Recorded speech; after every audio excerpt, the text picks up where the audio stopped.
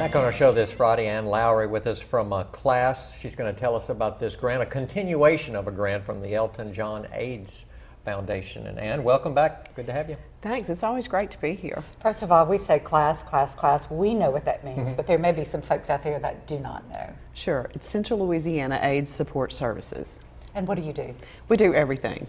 We do everything to try to instill healthy behaviors in people that could put them at risk for HIV and other STDs. One of our main roles these days is to try to reduce the stigma and discrimination associated with HIV so that people don't feel so much shame associated with both getting tested and learning that they are HIV positive. And you know, we've talked to Dr. David Holcomb. We have such a high rate of STDs in the state of Louisiana. We really do, and we're seeing off the chart. Right. Yes. Very high. And it's still an issue in Central Louisiana. It's absolutely still an issue in Central Louisiana. You don't hear about it as much because, you know, we can't talk about the people who are impacted by HIV and AIDS in our community specifically. We can just give statistics, but the stories are the ones that are the most interesting, and there are people whose lives are impacted by HIV every day. Could be me.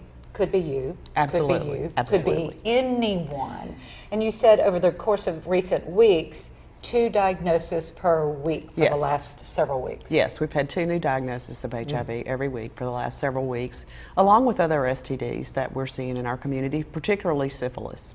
But again, it is normal, everyday people. It's Everyday people. Yes. Right. And that's how I first got involved in class, you know, because 30 years ago, it could have been me. Today, it still could be me. And I think people need to know that. It's not about a certain group of people or their behaviors or who they are, their socioeconomic status. It impacts everybody. But again, and we're also talking about young people, 16, 17 years old. Absolutely, and that's one of the really disheartening things to me is that we know how to prevent HIV now in our in our community. We've known this for a number of years, but it's difficult for people to change behaviors, especially when people aren't likely to talk about those methods. And so that's what class does, and that's one of the things we'll be able to do with this funding from the Elton John AIDS Foundation. Talk about these grants. A number of years, several years ago, we were really fortunate to be awarded the Community Impact Award from the Central Louisiana Community Foundation. That gave us the money to purchase that big, gorgeous Sprinter van that you see around town with our logo.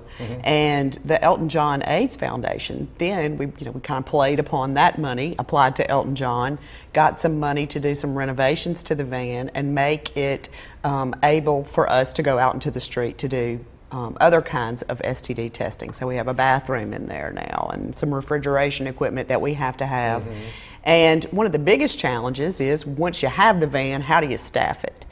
Right, you have to have the people to be able to operate it, put it on the street, so that we can go to the community where they are and bring our services to them. It's a big deal to walk through the door of an agency. It's kind of intimidating, particularly when you're talking about HIV and other STDs. And so we're able to, with this funding, hire staffing, put people on the street in order to bring this service to the community.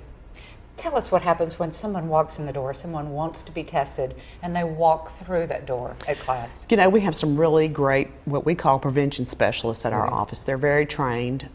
They will greet the person. They'll have a counseling session with them in private to talk about their risk factors for HIV and other STDs. They'll make an assessment of what screenings they need, and they'll actually conduct the test. I used to be able to say there was no stick, but technology has advanced to the point now where a finger stick is required, but we're able to detect whether or not a person has been recently infected. We can tell sometimes as early as 12 days after infection with this finger stick. And so that allows people the opportunity to really get into care quickly, and that could make a huge difference. Early detection. Early detection. Right. And so if a person tests negative for HIV or other STDs, then we still have a session with them after the test in order to go over their plan for keeping themselves negative in the future. Right. We make sure that they have the devices that they need in order to implement that plan. And if a person tests positive, they're immediately assigned to a case manager at our office who is skilled in navigating the healthcare system, particularly as it's changed in recent years with the closure of Huey P. Long. So that can somewhat be intimidating to people. All right, Ann, thanks for coming by. Thank you sharing so this much. information. Yeah, it's great. And I guess everyone needs to be careful. Everyone needs to talk to their children also. Yes, I mean, communication is the big deal. Let's talk about it. That it's still here, still Thanks, out there. Yes, thank you. And Lance Harris, he'll join us in just a minute. Stay with us.